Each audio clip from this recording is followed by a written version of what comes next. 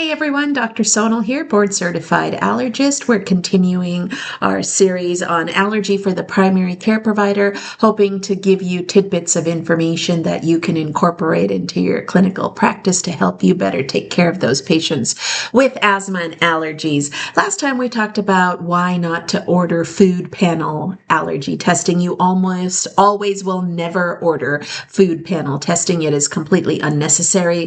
Food allergy testing is very complicated, and a positive on a test doesn't indicate clinical correlation. Negative predictive value of the test is better. You can refer to that video to see why you will not order food allergy panels moving forward, unless maybe it's a nut panel or a shellfish panel. But the one time when I will be okay with you ordering panel testing is when we're talking about respiratory allergies. There are certain respiratory profiles preset by many of these commercial labs like Quest or LabCorp, but you have to also know what you're ordering. These respiratory profiles are based on what allergens are predominant in your area, your neighborhood. So, for example, I live in Southern California. We order the allergy profile panel 13. That's our Southern California area. If you live in New York or Texas or Montana, there are panels specific to your areas because it will depend on what tree pollens, grass pollens, weed pollens are predominant in those neighborhoods. And that's going to vary from region to region of the country. So take a look at your local lab, figure out where you live and what panel would be most appropriate for you to order. Now, if you are going to go ahead and send the patient to the allergist anyways, don't order the respiratory panel. That's probably not going to be useful. We may decide to do a skin test. We're going to do some testing anyways. When should that primary care provider be ordering these respiratory profiles? If you don't have access to an allergist nearby, if they're far away, if there's going to be insurance coverage issues, access issues, all sorts of things.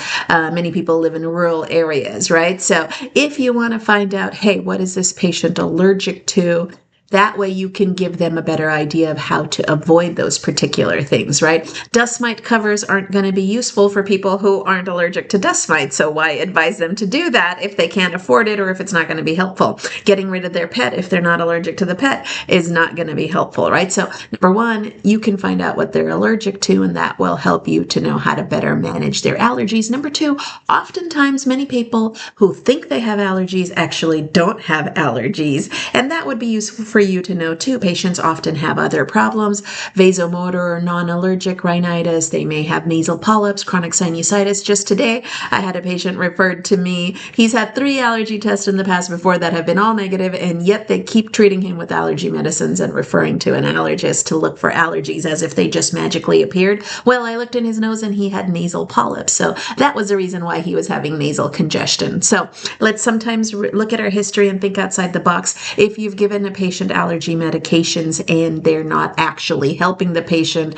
and you think the patient actually has been compliant with the regimen, maybe the allergy medicines aren't helping because the problem isn't allergies. Not every stuffy nose is an allergy problem. So there are other things to take a look at. So you can order a respiratory profile to see if the patient actually does have allergies. Maybe they don't. Maybe they need ENT, or maybe they do and you still need some help, and then you'll send them to the allergist. So those would be times. But if you're going to already go ahead and be referring to allergy, you don't need to do the respiratory profile. Just let us take care of it, okay?